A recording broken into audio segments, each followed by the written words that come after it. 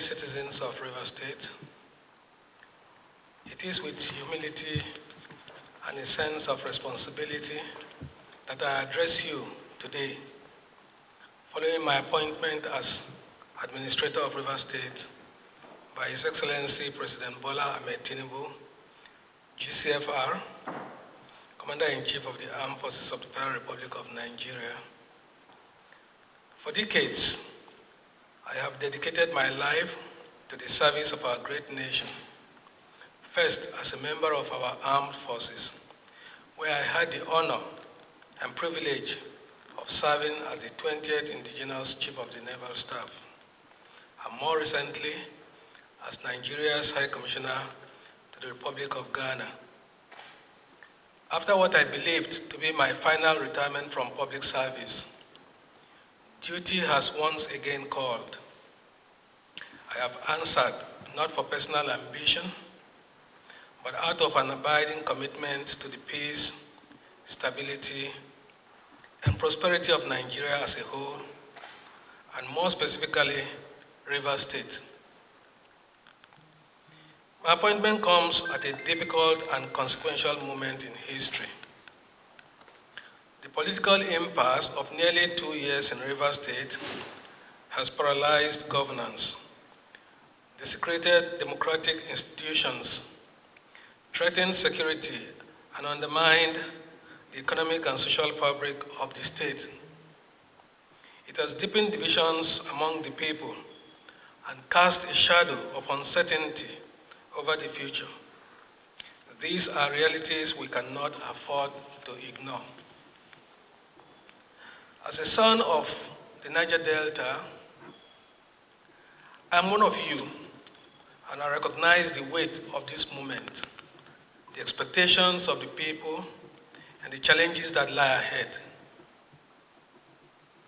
The uneasy calm that pervades the state is palpable, and I feel the weight of families, young and old, businesses that have made both little and huge investments in River State, uncertain what the immediate future holds.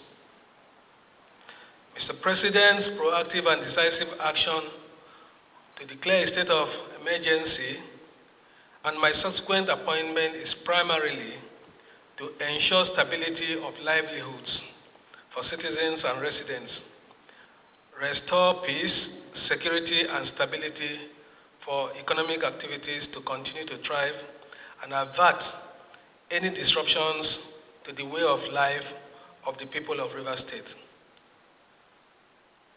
My mandate is clear: to restore law and order, stabilize the polity, and to create the necessary conditions for the full restoration of democratic institutions and representation. This is not a task for one man alone. Success will depend on the collective effort of all Rivers people, elders, political leaders, traditional rulers, faith leaders, youth, women, the media, and civil society. I do not come as a partisan actor, nor as a competitor in the struggles that have brought us to this moment. I come as a servant of the state, entrusted with the solemn duty of restoring peace and order so that River State can move forward once again and reclaim its rightful place as the oil and gas capital of Nigeria, and I dare say Africa. My role here is to ensure that the lives and livelihoods of our people are not held hostage by crisis and instability. Governance is not a solitary endeavor. True stability and renewal requires the collective will of the people. I extend my hand to every son and daughter of River State, regardless of political affiliation, ethnicity, or creed. I urge you to remain law-abiding, peaceful, and optimistic. Let us set aside our differences and work together to rebuild trust, restore stability, and protect the future of our children challenges before us depend on unity, not division, on cooperation, not discord, on forward thinking, not backward grievances. A commitment to unity, cooperation, and dialogue must be the fulcrum of all engagements going forward. Destruction of national infrastructure in the name of agitation is something we in the Niger Delta have since put behind us. Through collective engagements, our people have become more aware of the collateral damage that comes with it. Not only does it deprive government enough resources to provide necessary critical infrastructure and services, the damage to the environment has left vast areas of the Niger Delta extensively devastated, affecting the health and livelihoods of our people. We must resist the temptation to return to those ugly days.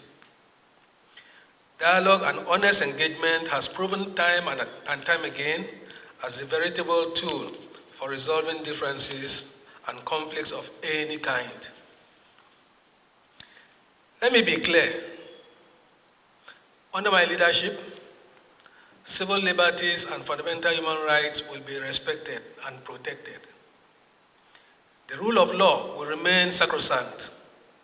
However, those who seek to sabotage the social or economic stability of Rivers State and national infrastructure and institutions within the state, or who attempt to disrupt the peace for selfish and destructive ends, will find no tolerance for their actions. There will be no room for lawlessness, no space for violence, and no patience for actions that threaten our collective well-being. We will not act arbitrarily, but neither will we hesitate to enforce the law where necessary. Let no one be in doubt. We will uphold justice and fairness, but we will also ensure that civil order prevails. I have just concluded my inaugural State Security Council meeting and taken additional briefs from heads of security agencies in the state. I have noted the various reports, initiatives, and concerns, some of which I have given clear directives on specific actions. I have specifically charged them to remain neutral, respect the rights of citizens, and do all within their powers to maintain law and order, while collectively working to de-escalate tensions where they come in contact with such. In the coming days, we will move with deliberate speed to articulate a pragmatic roadmap for the next 6 months to ensure that every government bureaucracy is properly functioning. Agencies providing services to citizens and residents are doing so and engage stakeholders as mandated by Mr. President. Our objective will be clear: to restore normalcy, to rebuild public trust, and to lay the groundwork for a stronger and more resilient, democratically governed Rivers State. I ask for your understanding and cooperation. Above all, I ask for your faith in the possibility of a better future, one built on peace, stability, and shared progress. I want to thank Mr. President most sincerely for the confidence reposed in me and for entrusting my humble self with this delicate national assignment. Worthy of thanks are the leadership and members of the 10th National Assembly who have graciously approved Mr. President's state of emergency proclamation for Rivers State. The approval gives full effect for my appointment as administrator of Rivers State. I will draw on my training, knowledge, experience, and dedication to ensure that the essence of this historic decision is achieved. I will have to work closely with the National Assembly under the guidance of Mr. President. Consequently, I hope to continue to count on their support and cooperation throughout this assignment. While abiding faith in God, together we will overcome these challenges. Together, we will restore the dignity and the greatness of the Garden City, Rivers State.